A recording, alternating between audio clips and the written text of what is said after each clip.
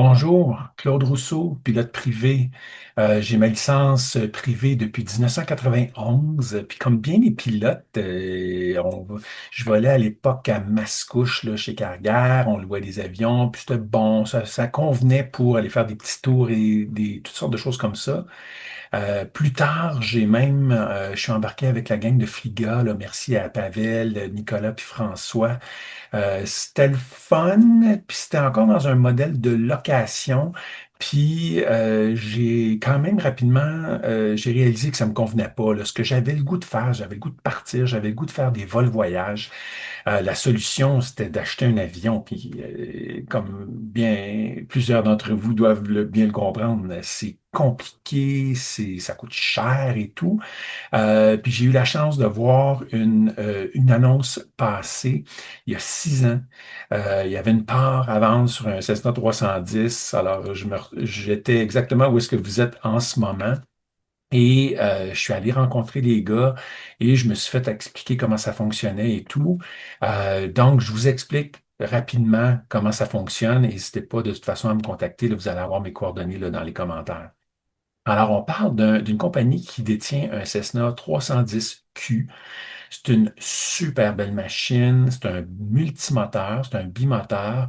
C'est vraiment une machine pour faire des vols voyages, comme je vais vous le mentionner un petit peu plus tard. À l'époque, j'avais pas mon multi, j'avais pas mon IFR. Que cela ne tienne, c'est les premières choses que j'ai fait après avoir acheté mes parts. On a des instructeurs qui sont, je vais dire, affiliés, mais en tout cas avec qui on est capable de fonctionner au niveau des assurances pour pouvoir former nos pilotes, puis faire tout ce qu'il faut pour qu'on soit capable de piloter légalement. Fait que ça, c'est bon pour ça. Alors, Charlie Golf Mike Romeo Whiskey, vous le voyez en arrière de moi. C'est un avion 6 places.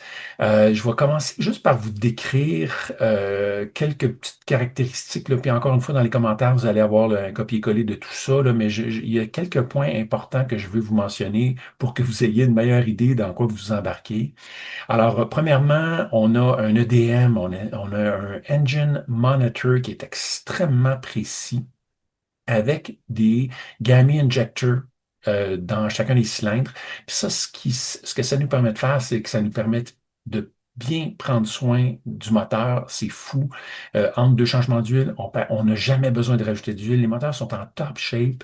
Ça nous permet de fonctionner en lean off peak. Alors ça nous permet entre autres, de nous faire économiser de l'argent parce qu'un multi, vous le comprendrez, ça coûte plus cher qu'un monomoteur. Et grâce justement aux deux moteurs, ça nous sécurise beaucoup, là, chacun des pilotes lorsqu'on fait des vols voyages, euh, parce que justement, on n'a jamais à vivre avec la crainte d'une panne moteur totale où est-ce qu'on a besoin de faire un atterrissage d'urgence là, immédiatement. Avec ça, on a un GPS Avadyne 440.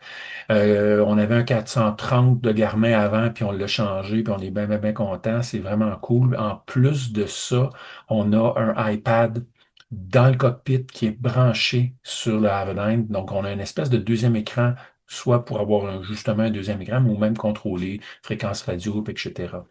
Fait que tout ça, c'est intéressant. C'est un appareil qui est certifié IFR, fait qu'on s'en prive pas du tout, du tout.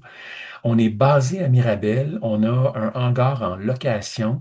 Puis ça, ben, c'est le fun. On est gâtés. Oui, ça représente des coûts, c'est sûr, mais vraiment d'être à Mirabel puis d'être capable de revenir en tout temps, malgré des conditions météo qui sont non favorables, là, on peut faire des approches GPS ou même un ILS là, jusqu'à 200 pieds sol. Fait que ça, c'est vraiment cool. Puis ça vaut la peine de s'entraîner puis d'être capable de le faire.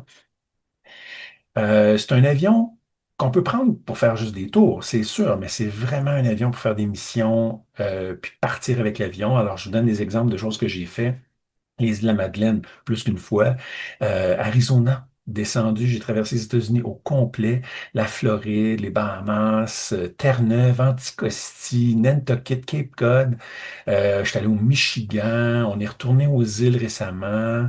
Qu'est-ce que j'ai fait? Donc, ah bon, c'est sûr qu'on peut aller faire des petits déjeuners à Sherbrooke, Bromont et tout, mais bon. Niagara-on-the-Lake aussi, c'est une petite place qui, en voiture, ça prend 8 heures, mais avec notre avion, c'est 1h30, 1h45, dépendant des vents. Alors, c'est vraiment, ça ouvre la porte à toutes sortes d'excursions de longues fins de semaine ou plus longues si bien sûr on s'en va jusqu'en Arizona. Mais c'est vraiment un avion pour faire ce genre de choses-là, là. C'est un luxe extraordinaire. Je continue. Le modèle d'affaires, comment ça fonctionne, puis là, ben, peut-être que je vous apprendrai rien, mais il y a trois types de soit dépenses ou cash out que j'appelle, c'est-à-dire que là, la première chose qu'il va falloir faire, c'est de payer, acheter des actions de l'entreprise. En ce moment, ça change tout le temps parce que ça dépend de ce qu'on a en banque et tout le kit là, de la situation financière, mais c'est vraiment un calcul comptable. Mais le prix des actions en ce moment est entre 36 000 et 40 000. Fait que ça, faut l'avoir, faut se débrouiller pour l'avoir et vous le récupérez lorsque vous vendez vos parts. Puis à date, là, ça fait 6 ans que je suis là, puis les parts, ça bouge pas bien, bien gros. Même que ça a pris un petit peu de valeur là, depuis, là, on se fait évaluer l'avion toutes les années, là, puis ça donne à peu près ça. Fait que la première chose, c'est un cash-out pour acheter les actions. Après, on a ce qu'on appelle les frais fixes, c'est-à-dire que ce sont les frais qu'il faut payer même si on n'utilise pas l'avion. Ce sont des frais annuels qu'on se fait facturer par la compagnie trimestriellement. Fait que ça donne à peu près 8 000 dollars. Ça peut être un petit peu plus que ça. Puis ça, c'est des montants qu'on ajuste à date, ça bouge pas beaucoup, mais ça peut bouger en fonction des dépenses qui sont reliées, là, les assurances, la location du hangar, l'annuel est là-dedans. Bon, il y a plein de choses que ça inclut, mais encore une fois, c'est ce que ça coûte pour avoir le droit d'avoir accès à cet avion-là. Puis le dernier frais, c'est les frais variables à l'utilisation, c'est-à-dire qu'on a un coût à l'heure qui est dry, donc dans lequel ne sont pas inclus les frais d'essence. Puis ça, c'est autour de 135 dollars en ce moment. Et à ça, grâce justement au EDM, on est capable de calculer exactement l'essence que chacun des pilotes consomme. Et là, on a une espèce de taux au litre qu'on calcule pour chacun des vols et on reçoit une facture encore une fois aux 3 mois pour les vols qu'on a fait dans le dernier 3 mois et tout, là. Le coût avec l'essence, ça peut changer, bien sûr, dépendant du type de vol qu'on fait, mais je vous dirais que c'est pas mal 250 pièces de l'heure facile, là. Alors, maintenant, là, pour l'instant, on est 6 propriétaires utilisateurs. Les bons côtés de ça, c'est qu'on partage les frais. On a accès à un avion qui est pas dispendieux, mais que s'il fallait le payer tout seul, en tout cas, moi, j'y arriverais pas. Alors, tous les frais, justement, frais fixes et tout, on se les partage à 6. Ça rend ça possible. En tout cas, pour moi, c'est définitivement quelque chose qui aurait été un deal killer.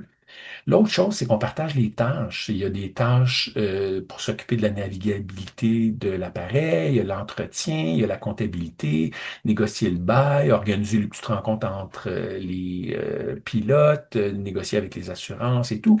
Tout ça, on se le dispatche, on se le distribue à travers chacun des pilotes. Puis encore une fois, ça fait en sorte que c'est beaucoup moins accaparant que si on était propriétaire d'un avion toute seule. Je mentionne un mauvais côté que souvent j'entends lorsque quelqu'un apprend qu'on est 6 pilotes, puis ça a rapport aux disponibilités de l'appareil, puis on a un système de calendrier avec Google Agenda. C'est super facile de réserver des plages horaires, puis de fonctionner comme ça. Puis je veux dire, en 6 ans, là, c'est arrivé une seule fois que là, on aurait voulu deux des pilotes avoir accès à l'avion en même temps. Sinon, c'est pas un problème en soi, c'est vraiment pas quelque chose qui est compliqué.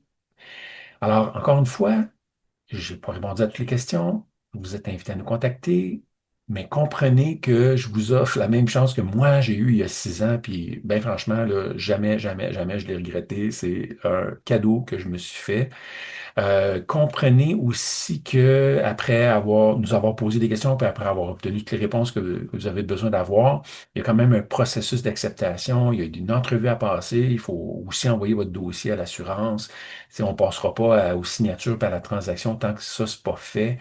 Euh, pour être sûr là, que donc il y a un chemin qui est balisé, qui est connu, qu'on fait chez nous, là, qu'on est super bien organisé, vous allez le remarquer.